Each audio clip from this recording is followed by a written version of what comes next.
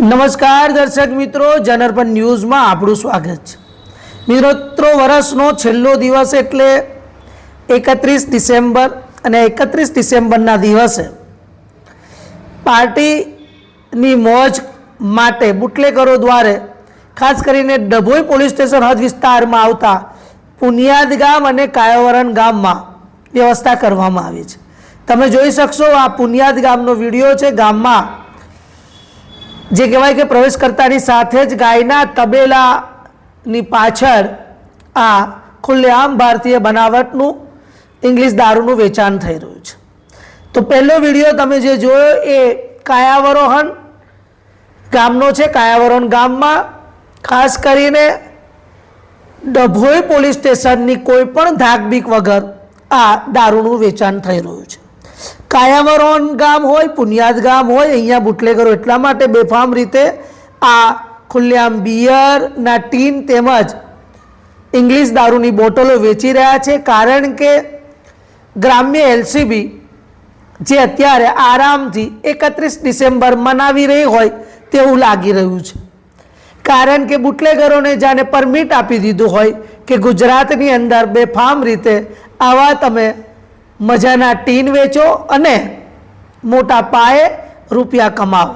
આપ જુઓ કે કોથરા ભરી ભરીને આટલો બધો દારૂ આવ્યો ક્યાંથી, આટલા બધા બિયરના ટીન આવ્યા ક્યાંથી, કોને સપ્લાય કરો, ક્યાંથી આવ્યો, અને આ લોકો બિંદાસપણે વેચી રહ્યા છે। એમને કોઈ પણ જાતની ધાકબીક નથી, જેનું મુખ્ય કારણ એ છે કારણ કે બુટલેગર બેફામ બનેલા છે।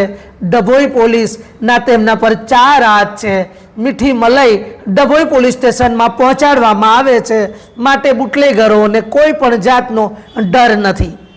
આવી જ રીતે આ બુટલેગરો આટલો મોટો જથ્થામાં જ્યારે દારૂ મંગાવતા હોય ત્યારે પોલીસની મહેરબાની વગર આ દારૂ કાયાવરોહણમાં કે પુનિયાદમાં પ્રવેશ કરી શકતો નથી। જોવાનું રહેશે ગ્રામ્ય એલસીબી હોય કે પછી સ્ટેટ વિજિલન્સ ક્યારે અમની ખબર લેશે।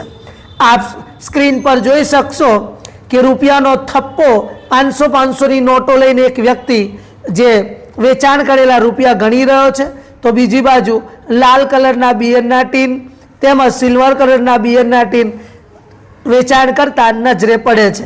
જોવાનું રહેશે કેટલી જલ્દી આમના પર કાર્યવાહી કરવામાં આવશે।